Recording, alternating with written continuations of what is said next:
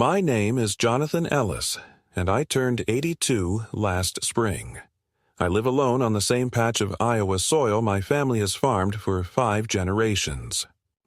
The land stretches over a modest 160 acres. Corn, mostly, and some soy, with a weathered red barn that leans slightly to the west like a man who's forgotten something. My body is slower now, my hands not as strong as they once were, but I still wake up at 5 every morning and sit by the kitchen window with a mug of black coffee, watching the mist lift off the fields like an old promise returning to the surface. Some mornings, when the light is just right and the silence wide enough, I imagine I can hear the clinking of breakfast dishes, the laughter of children running down the hallway, and the humming of my wife, Ellie, as she made biscuits from scratch. But the house has been quiet for a long time.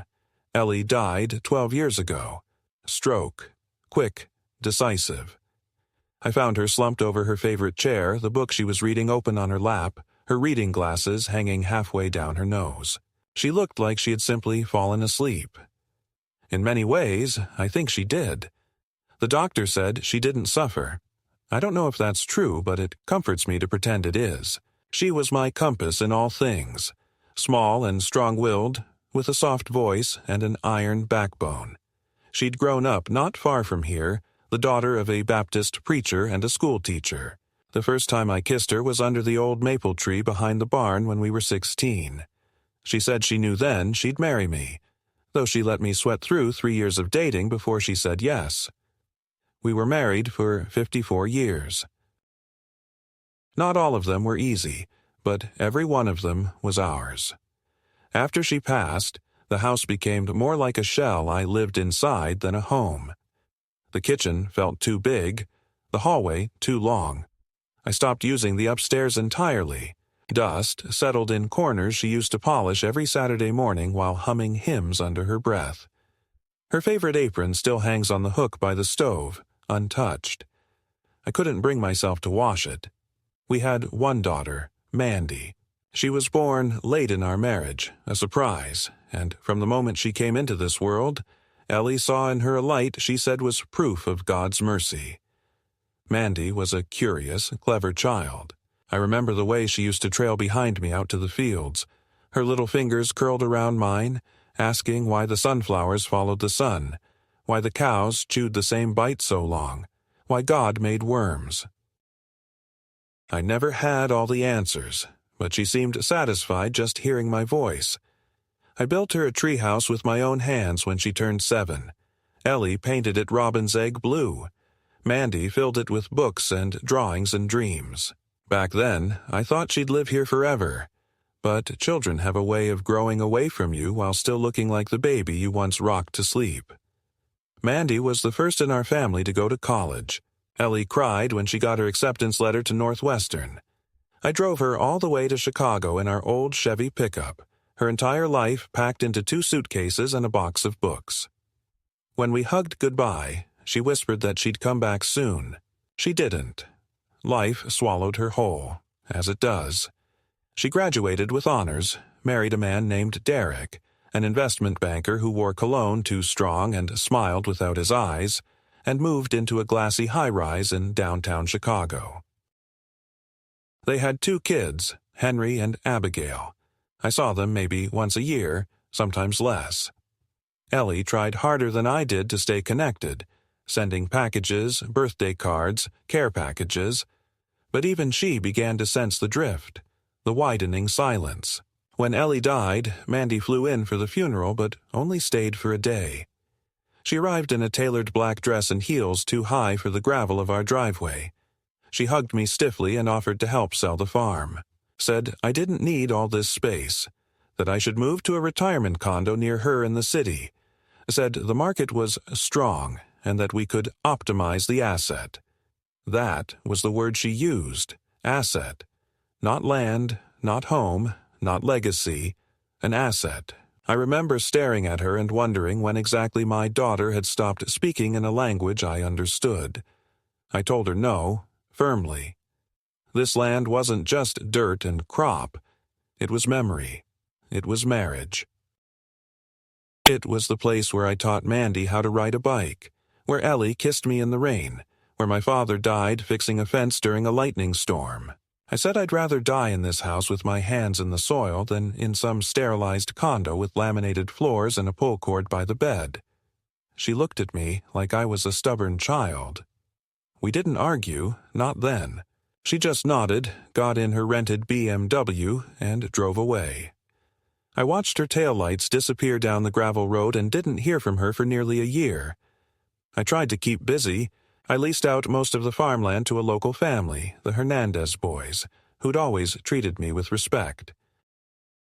I kept a small vegetable patch for myself and took to writing in the evenings. Mostly letters to Ellie that I never mailed, scribbled thoughts in a notebook I kept in her old recipe drawer. The days blurred. Seasons passed. Some winters were cruel, some summers too dry, but I managed. Not happily, not fully, but I endured. The human heart, even when cracked by grief, keeps beating. That's both its miracle and its curse. Every now and then, Mandy would call. Usually, quick, efficient conversations about taxes, insurance policies, things she insisted I needed help managing. She spoke like a lawyer, cross-examining a hostile witness. I always told her I was fine. She never asked what I had for dinner, or whether the stove still worked, or if I was lonely. But I knew she had her own life, her own pressures. It wasn't my place to guilt her into remembering what it was like to sit on the porch swing at twilight, watching fireflies blink into being. And then, earlier this spring, just after the snow melted and the daffodils began to bloom, she called and said she was coming down. No explanation, just that she was driving from Chicago and would be here by noon. I felt a flicker of hope, a childlike excitement I tried to smother. Maybe she missed the farm. Maybe she wanted to reconnect. Maybe the city had worn her thin and she was coming home, if only for a few days. I spent the morning dusting, sweeping, even baking a peach cobbler from Ellie's old recipe card, though I ruined the crust. I wore my best shirt, shaved carefully, and sat on the porch watching the road like a boy waiting for his date. When her black SUV finally appeared over the hill, I stood up, my heart a nervous drumbeat in my chest. But the moment she stepped out of the car, dressed in crisp slacks, holding a leather portfolio, her mouth drawn tight, I felt something cold settle in my stomach. She wasn't here to reconnect. She was here for business. And in that instant I understood. Something in my daughter had changed so deeply I wasn't sure I recognized her anymore. She hadn't come to see me. She'd come to take something. Mandy didn't ask to come inside when she arrived. She stood by her SUV, looking around the yard like she was surveying a property, not returning to the place where she'd once learned to ride her bike, where she'd dug up earthworms in the rain and named the barn cats. The wind lifted her hair a little as she adjusted her sunglasses and said, "Dad, let's talk inside. I don't want to stand out here in the dust." Her voice had that clipped efficiency I'd come to associate with her city life. No time for nostalgia, no room for softness. I stepped aside and gestured her in, watching as she scanned the living room with faint disapproval, like a real estate agent mentally subtracting value for every outdated detail.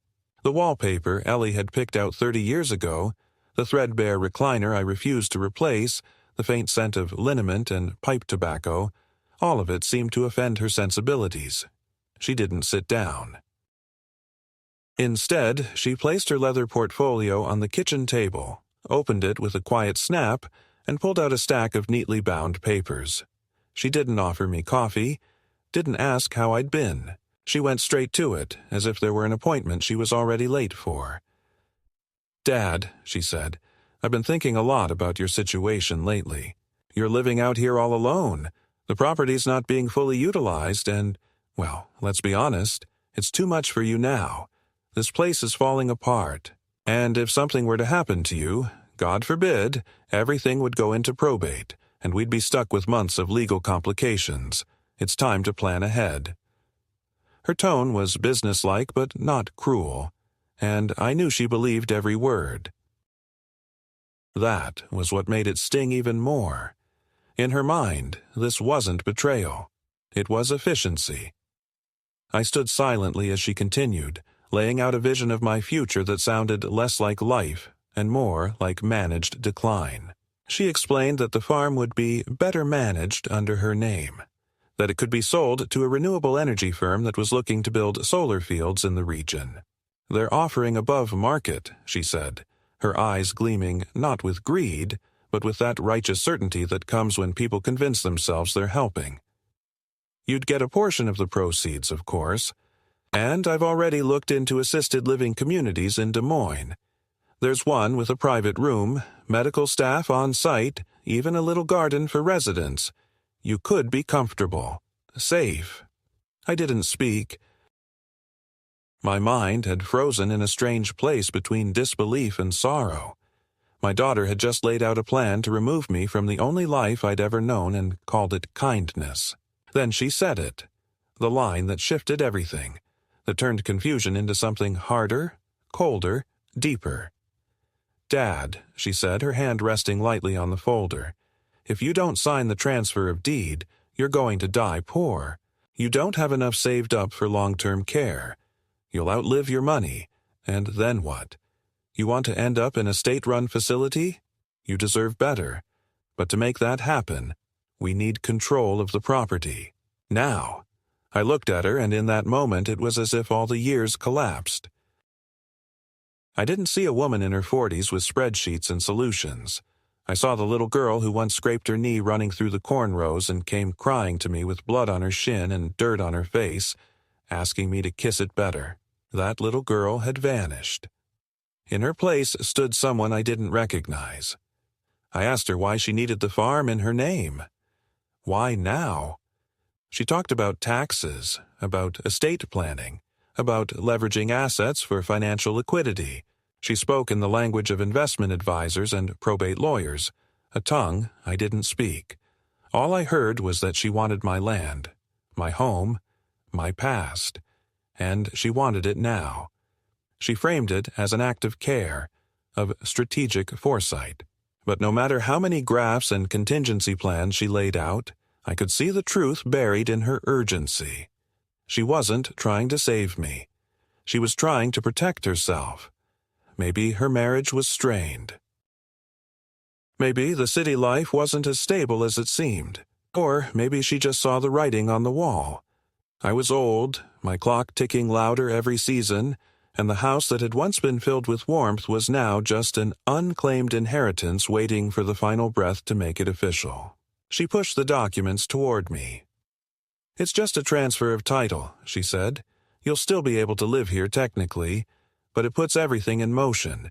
We can sell at the right moment, maximize value. We won't have to scramble later." She said it all with a smile so tight it looked painful. I looked down at the pages. Dense print, legal clauses, places marked for my signature. A notary would be coming the next morning, she added. It would all be quick, clean, painless. I could feel my heart pounding, the beat uneven and resentful. For a long moment, I said nothing. Then I asked her softly, "What happens if I don't sign?" She blinked. "What do you mean?"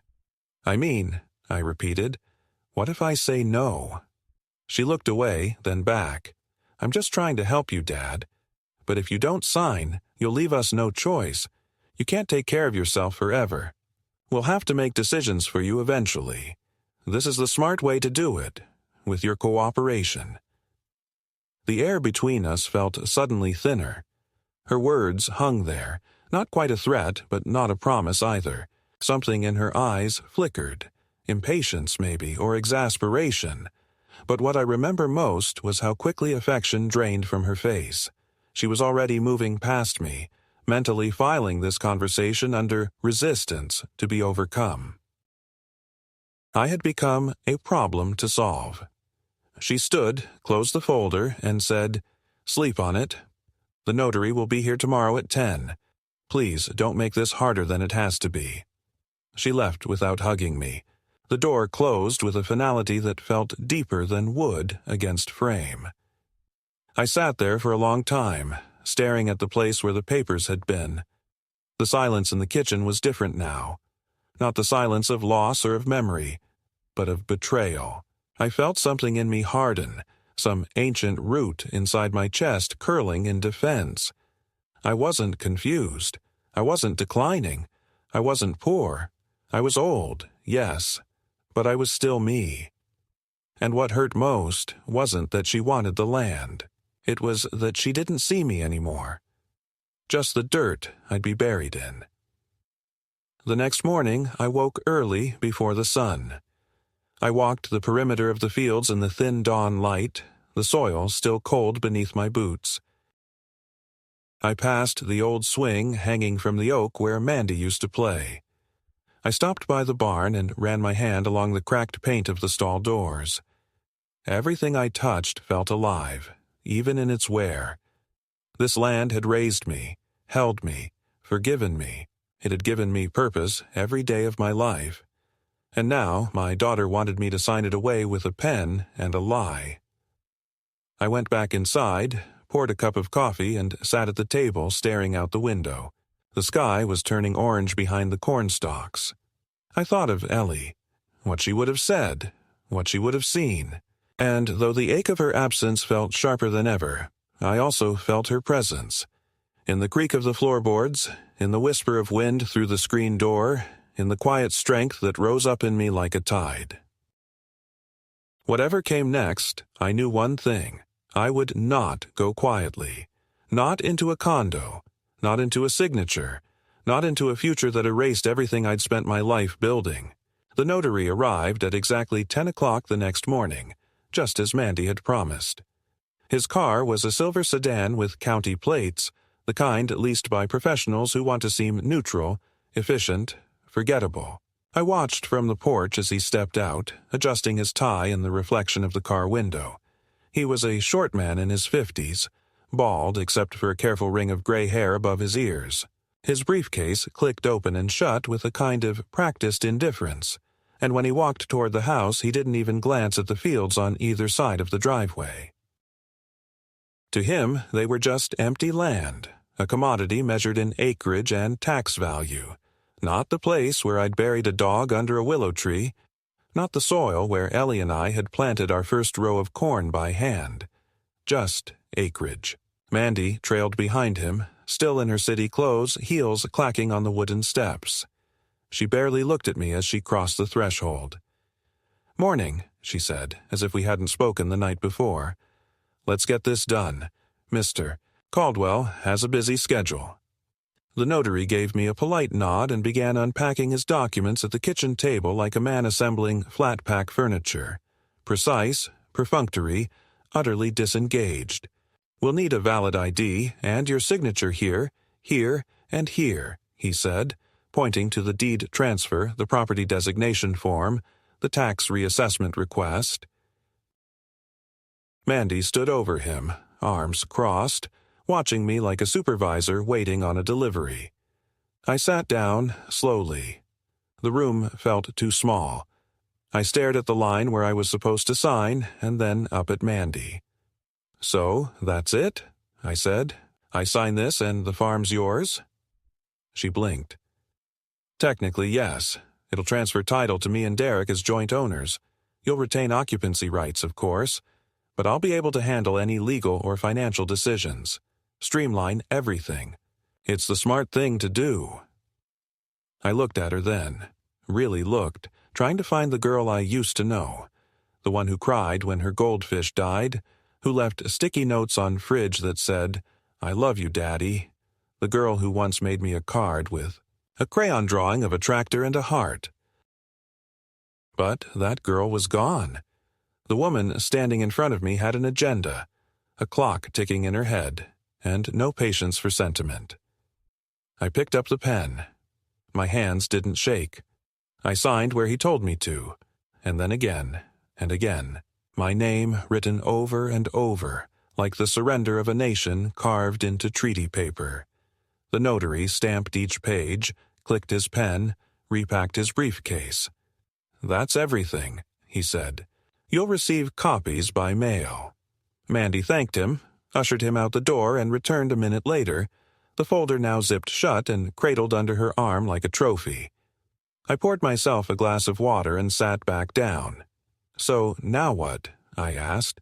Mandy checked her phone. "I've already scheduled an appraisal. They'll come by next week. I'll need you to keep the house tidy. They'll be taking photos." She said it casually, like it was the most natural thing in the world. My blood ran cold. "An appraisal? You didn't say anything about listing the property yet." She looked up from her phone. "Of course we're listing it. That's the point. That's why we did this." "But you said I'd still be able to live here." "You can," she said. "Until it sells. Then we'll find something more appropriate for you. We've been looking into assisted living options again." "I'm not leaving," I said, and my voice cracked in a way that startled even me. Mandy sighed. "Dad, don't make this dramatic. It's already done. The papers are signed. This is happening. You should focus on getting used to the idea instead of fighting it." That was the moment the humiliation began to take form, not as a sudden slap, but as a slow, spreading heat that crept up my chest and into my face. She had tricked me. She hadn't just outmaneuvered me with legal documents. She had manipulated me into believing there was some version of this where I retained control. There wasn't. I had signed away everything, and now I was being told to clean the house I no longer owned, so it could be photographed and sold to strangers. Mandy went upstairs to assess the bedrooms. I stayed in the kitchen and drank water like a man trying to swallow a rock. Over the next few days, things moved quickly. A real estate sign appeared on the edge of the property, wedged into the earth like a blade. A crew came out to photograph the interior. Mandy walked behind them, instructing them on angles, moving furniture, straightening curtains, barking orders about lighting. She didn't ask if it was all right. She didn't even pretend to care. I had become invisible, like an old coat hanging in the closet. An inconvenience to be tolerated until escrow cleared. I tried to assert myself once. When a prospective buyer came by with his wife, a man in his 30s with loafers and a leather watch, I asked a question. "You planning to keep the land or develop it?" I said. He looked confused. Mandy cut in quickly. "Don't worry about him," she said, smiling to the couple. "He's just the tenant for now, my father. He won't be here long." She turned to me then, voice lowered. "Please don't interfere, Dad. You're making this harder than it needs to be." That night, I sat on the back porch and stared out at the fields.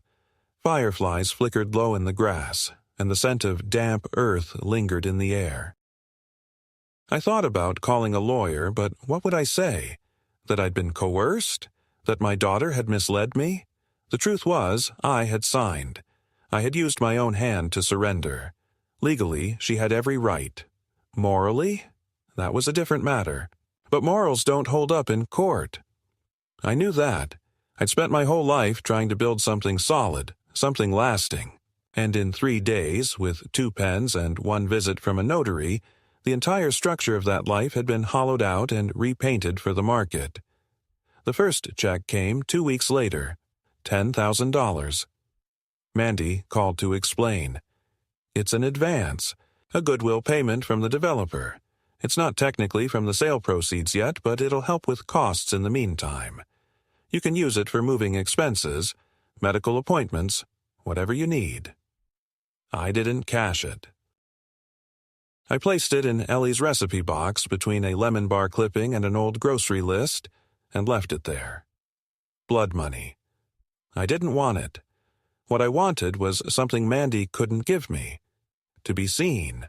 To be valued not as a liability, not as a transaction, but as a man who had lived, worked, and loved with his whole heart on this land. I was tired, yes.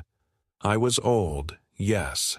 But I was still here, still capable of feeling betrayed, still capable of pain. The worst part wasn't even the betrayal. It was the condescension, the way she began to talk to me like a child, asking if I'd taken my medication, offering to schedule my doctor's appointments, buying me slip-on shoes without laces, in case of falls. I had survived wars, droughts, economic collapses. I had buried my wife and kept breathing, and now I was being talked to like a man one gust of wind away from collapse. I stopped answering her calls. She texted instead, brief messages with bullet points. Updates about offers, showings, escrow timelines. She never asked how I was sleeping, never asked what I thought. I started to feel like a ghost in my own house, still occupying space, but unseen, unheard. Every sound of footsteps in the hallway made me flinch. Every knock at the door was a possible goodbye. But in the quiet, something else began to form. Not rage, not revenge, at least not yet, but a kind of clarity. The fog of shock began to lift, and I started to read. I pulled out the contract. I looked over the fine print. I called the county clerk. I found the original deed and examined every line. And what I discovered sparked the first flicker of hope I'd felt in weeks. Buried near the end, in dense legalese, was a clause I hadn't noticed before. It preserved residential occupancy and full rights of access and use to the transferor, me, for the duration of my natural life. It also specified that any resale or development required either my signed consent or court approval. Mandy hadn't mentioned that part. Maybe she hadn't even read it herself. Maybe she assumed I wouldn't read it either. But I had. And I did. And for the first time since the notary's stamp hit the page, I felt something close to strength return to my chest. I didn't tell Mandy what I'd discovered right away. I let her keep talking to me like a footnote, letting her short emails pile up in my inbox with updates about escrow timelines, surveyor visits, and scheduled closing dates. She didn't ask for my input anymore because she believed she didn't need it. That assumption became my weapon. I printed copies of the deed and highlighted the clause that stated I retained full residential and usage rights unless I gave written consent to relinquish them. Then I drove into town and made an appointment with a local attorney, an old school fellow named Marvin Delaney whose office smelled like pipe smoke and floor polish. Marvin had helped me sort out Ellie's will years ago, and I trusted him more than I trusted most people still living. He read the contract slowly, nodding occasionally, murmuring to himself like he was translating from a foreign tongue. When he finally looked up, his expression was somewhere between amused and impressed. "Well, Jonathan," he said, tapping the highlighted section, "you're still the legal occupant, and more than that, they can't legally sell the property without your cooperation unless they want to fight it in probate court. And even then, they'd be up against a lifetime occupancy clause, which judges tend to respect." He sat back in his chair. "Your daughter may have title, but she doesn't have possession. That's a big difference. This clause essentially makes you a life tenant. They can't evict you. They can't even legally ask you to leave unless you violate some specific condition, which you haven't. As long as you're alive and living on the property, they're stuck." I left his office with a copy of the legal summary and a weight in my chest that felt suddenly lighter. I wasn't powerless. I wasn't a spectator in my own story. But I didn't rush to confront Mandy. No, I wanted her to reveal herself fully first, to stretch her betrayal to its natural limits so that, when I finally stood up, she'd know exactly what she'd tried to bury. I waited, and it didn't take long. The following week, Mandy returned, this time with Derek. I hadn't seen my son-in-law in years, and he arrived in a pressed button-down and mirrored sunglasses, all gleam and contempt. They didn't bother knocking. Mandy walked in first, calling out my name like I was some absent janitor in need of instruction. "Dad," she said, "we need to talk."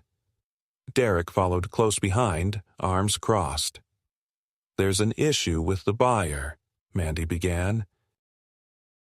"They're getting cold feet because the appraisal came in lower than expected, and we're losing momentum.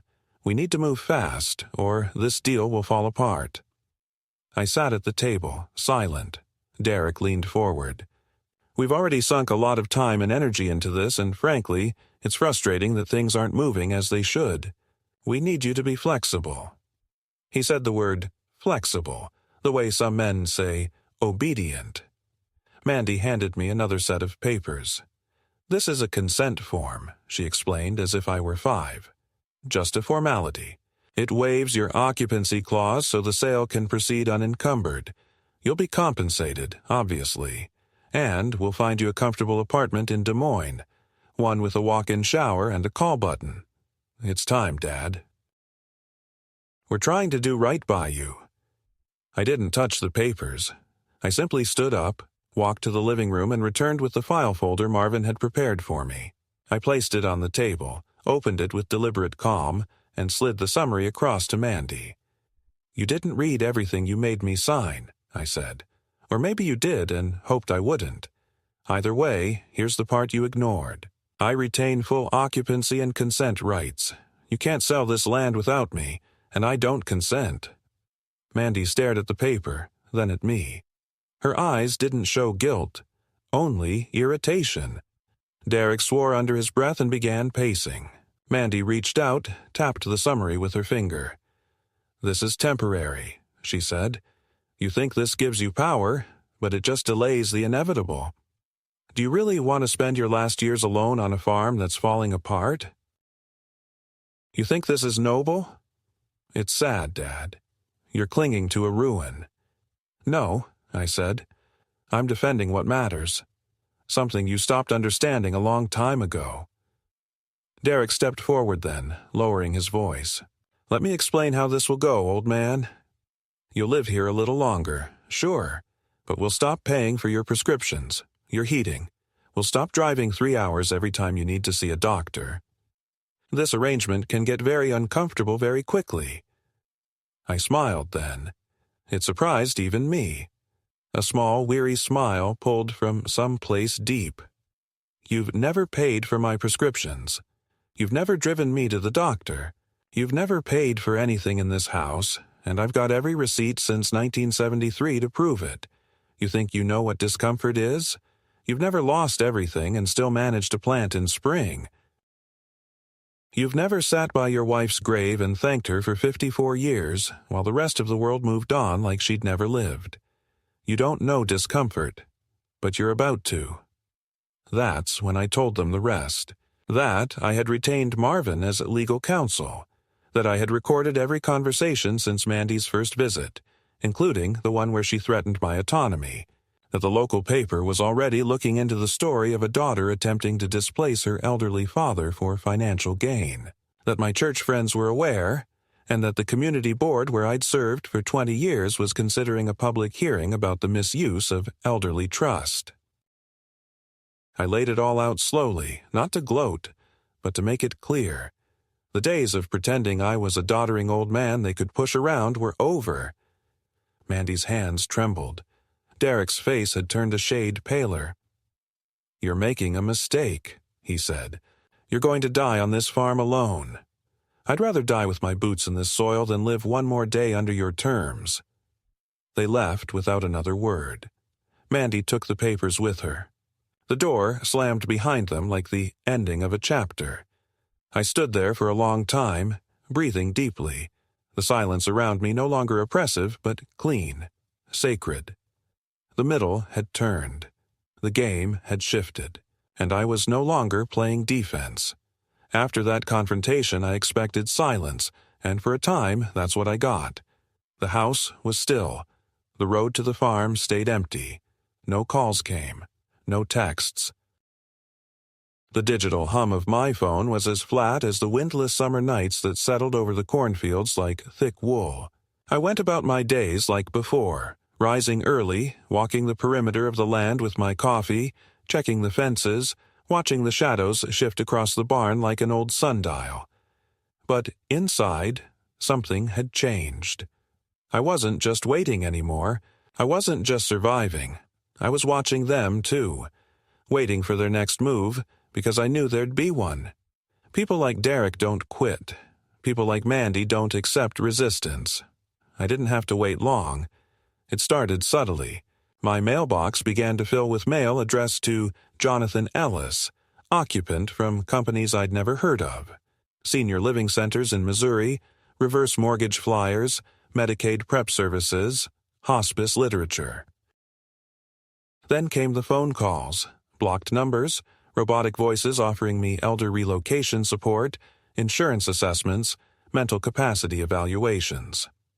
I ignored them at first, brushed them off as noise, but the volume increased. Then, one morning, a county social worker appeared at my door. Her name was Heather, a well-meaning woman in her 30s with a tote bag full of pamphlets and a clipboard she clutched like a shield. "Mr. Ellis," she said kindly, "your daughter has expressed some concerns about your well-being. She said she hasn't been able to reach you and that you might be experiencing confusion or struggling to care for yourself." I didn't raise my voice. I simply invited her in, offered her tea, and handed her my neatly maintained daily log, something I'd kept religiously since Ellie passed, part journal, part farm calendar, part financial ledger. It included medication notes, meal plans, proof of grocery deliveries, utility payments, a working list of appointments. I showed her my freezer, my medicine cabinet, my file cabinet, all in order. I told her calmly, plainly, that Mandy was retaliating because I wouldn't sign away my rights, and I watched Heather's eyes change as she read between the lines. She didn't say it outright, but I saw it. The slow, dawning realization that I wasn't the problem. I was the target. She closed her clipboard and promised to file a note that no further action was required. But her visit had made something very clear. Mandy was preparing for a longer war, and she had changed her tactics. She wasn't just trying to sell the house now, she was trying to frame me as incompetent. And once that ball started rolling, it wouldn't stop. The next time it wouldn't be Heather. It'd be a court order, a guardianship hearing, a sealed folder with a diagnosis I didn't agree with, issued by a doctor I'd never met. I called Marvin that afternoon and told him everything. He didn't sound surprised. "She's laying the groundwork," he said. "They'll push for a capacity hearing. If they get a judge to agree that you're unable to manage your own affairs, they can override the occupancy clause through guardianship law. It's rare. It's hard to prove, but it's possible, especially if they fabricate evidence or pay the right specialists. We need to stay ahead." And so we did. Marvin filed paperwork establishing that I was of sound mind and provided my medical records, which showed no signs of cognitive decline.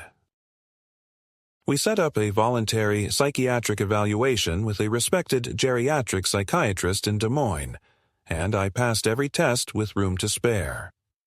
Word spread quietly in town. People at the church began to ask gentle questions.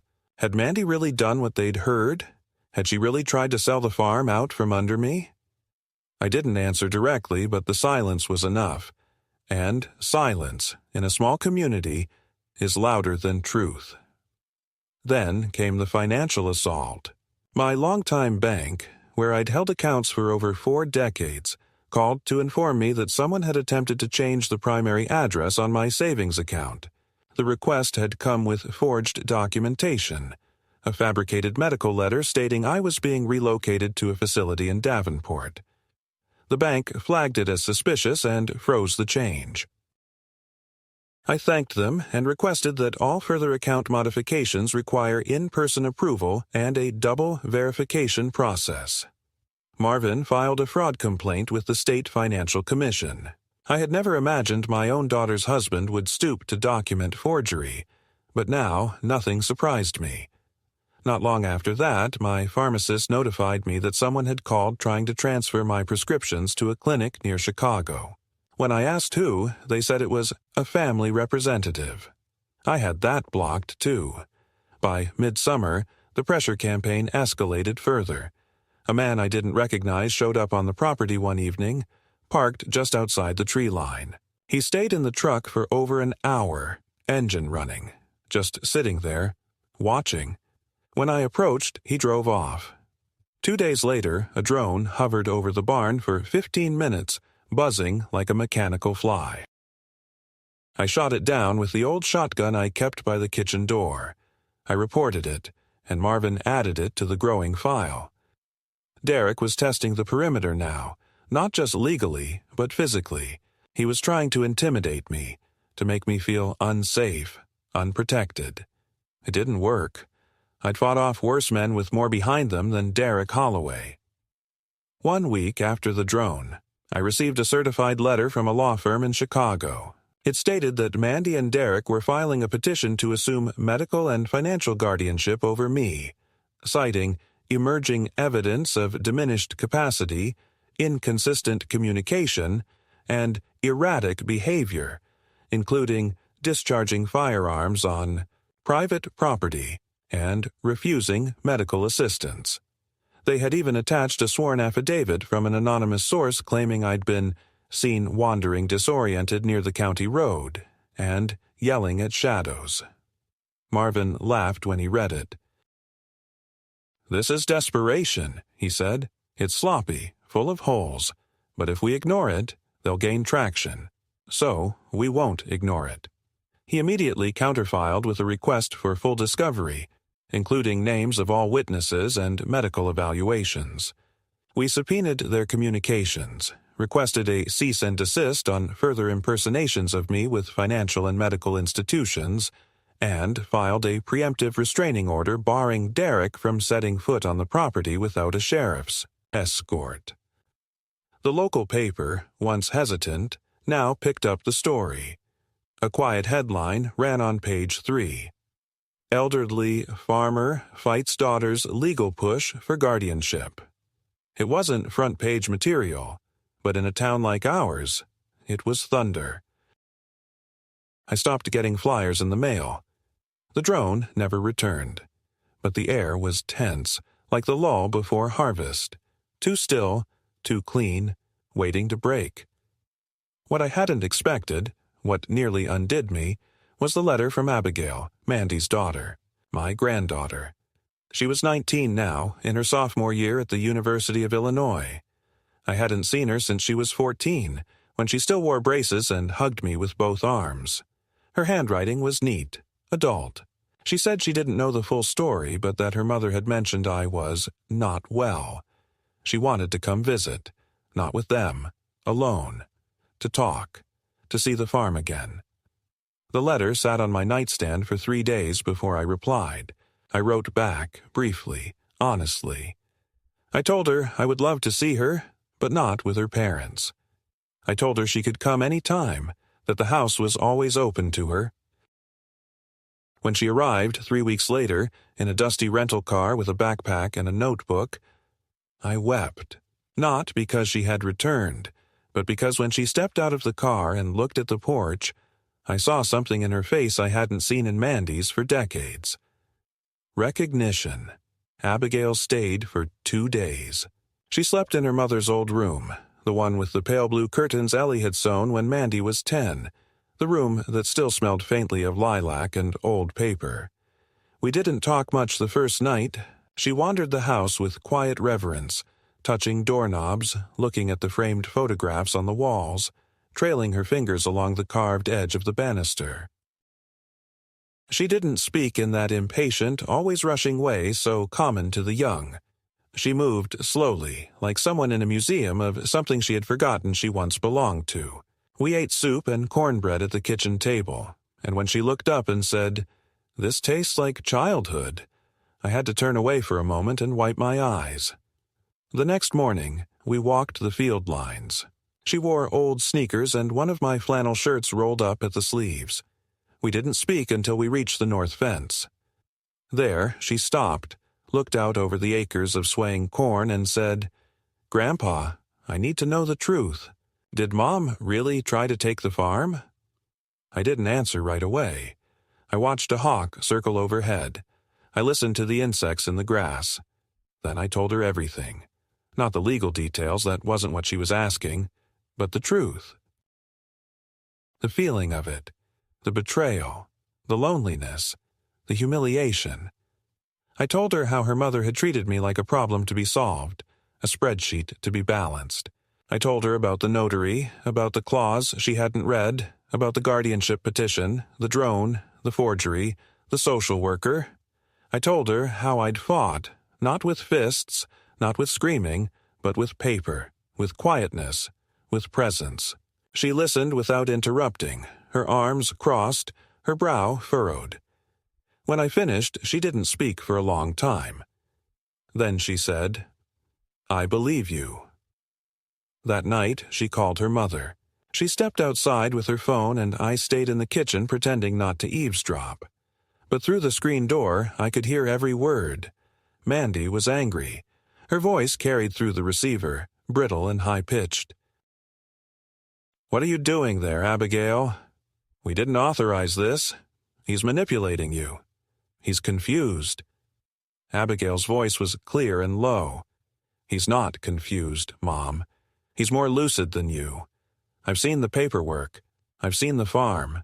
You lied." There was silence, then shouting, then silence again. When she came back in, she looked different. Older, sadder, steadier. She hugged me that night before bed, and I felt something shift in my chest. Not victory, not closure, something softer. Something like repair. 2 days later, Mandy and Derek showed up unannounced. Their car tore up the gravel drive like a storm rolling in. They didn't knock. They walked in like they owned the place, which, in part, legally, they did. Derek was in a black sports coat like he'd come from court. Mandy wore sunglasses despite the overcast sky.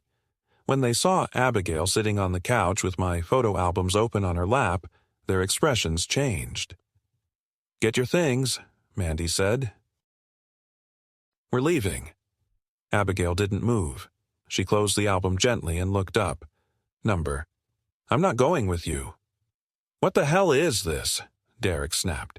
"You think you know what's going on here, kid? You think this is just some wholesome farm story?" Abigail stood slowly. "I think I've seen enough. I think Grandpa deserves better than the way you've treated him." Mandy stepped forward. "Abigail, you don't understand. He's not well. He's fine," Abigail cut in. "You're the one who's not well. You're the one who sees him as a threat." Mandy's face twisted, and for a moment I saw something I hadn't seen in her since she was a child. A flicker of fear, of fragility, of a daughter who realized she had lost something she could never get back. Then Derek did something I hadn't anticipated. He raised his voice. "This ends now. We've got court next week. Guardianship will be settled. You can waive your little occupancy clause all you want, but when the judge sees the file, when he reads the evaluations—" "The fabricated evaluations?" I interrupted. "The ones written by people I never met, citing behavior I never exhibited. The drone footage, the false transfer attempts, the falsified medical change of address? That's the file you're talking about?" He glared at me. "We had to build a case. You weren't cooperating." I walked over to the roll-top desk in the corner, pulled open the drawer, and retrieved a manila folder. I handed it to Abigail. Inside were all the records. The notarized psychiatric evaluations confirming my capacity, the bank fraud alerts, the restraining order, the legal counterclaims Marvin had filed. "Take this," I told her. "Give it to the judge if I'm not there. If they try anything between now and then." Abigail nodded. Mandy stared at the folder like it was a coffin.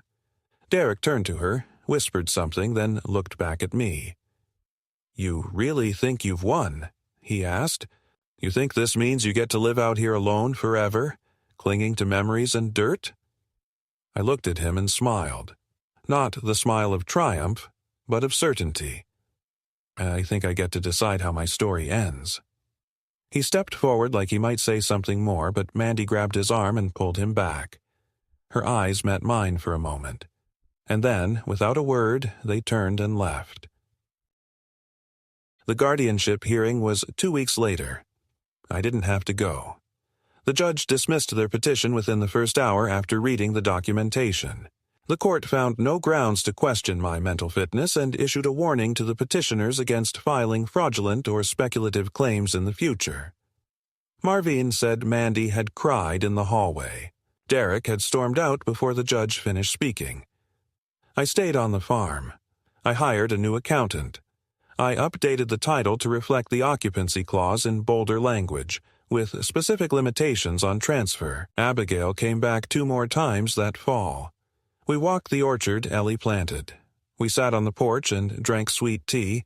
She helped me digitize old family photos. I gave her a copy of Ellie's recipe book. "This belongs to you now," I said. Not because of blood, because of love. One afternoon, as we sat watching the wind move through the cornstalks, she asked, "Will you ever forgive her?" I thought about it. I didn't answer right away. Finally, I said, "Forgiveness isn't a gift for the person who hurt you. It's a release for yourself. But you have to mean it, and I'm not ready. Maybe I never will be." That night I wrote a letter I never mailed. I addressed it to Mandy.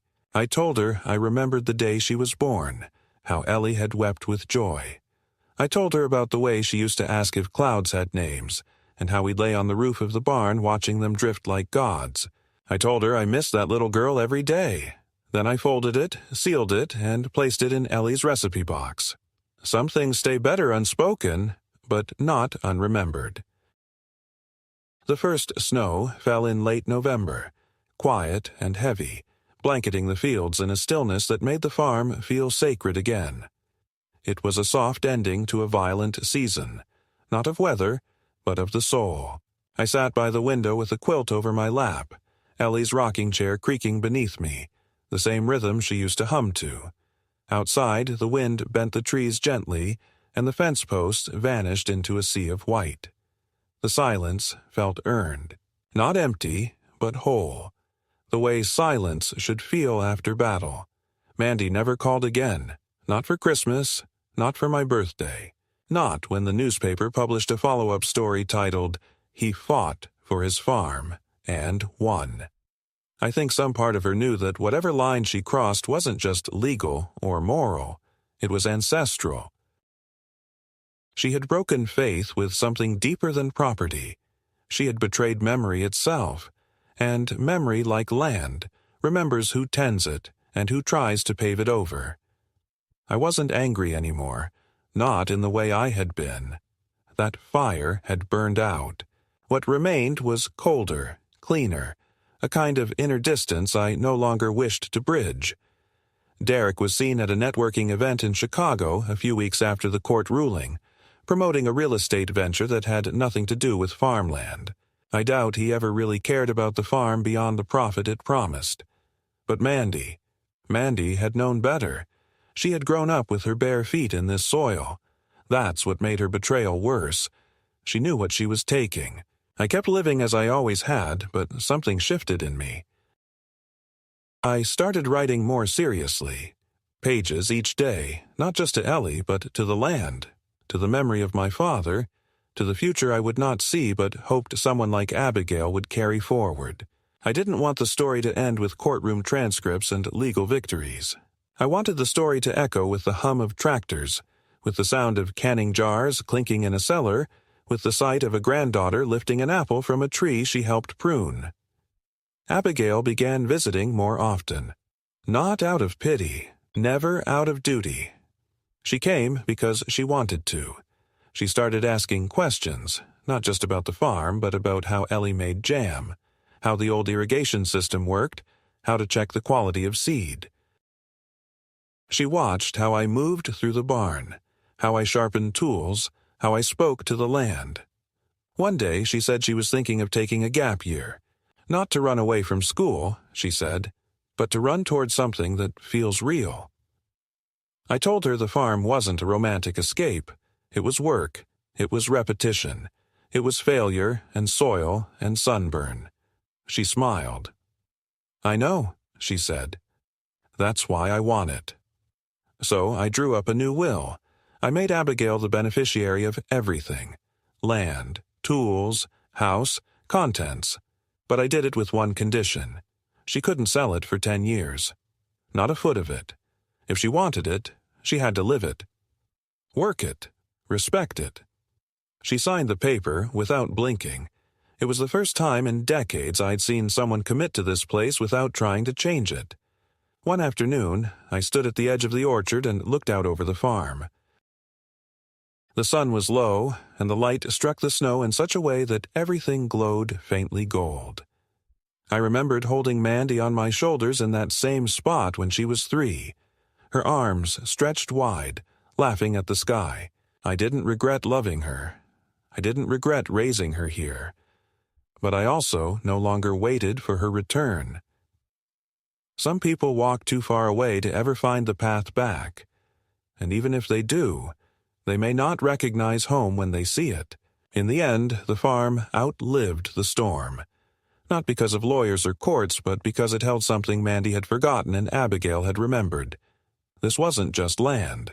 It was the memory of hands in soil, of loss and continuity, of promises made quietly and kept through generations. It was love, made real, and as long as someone remembered that, really remembered it, then I knew the land was safe. And so was I.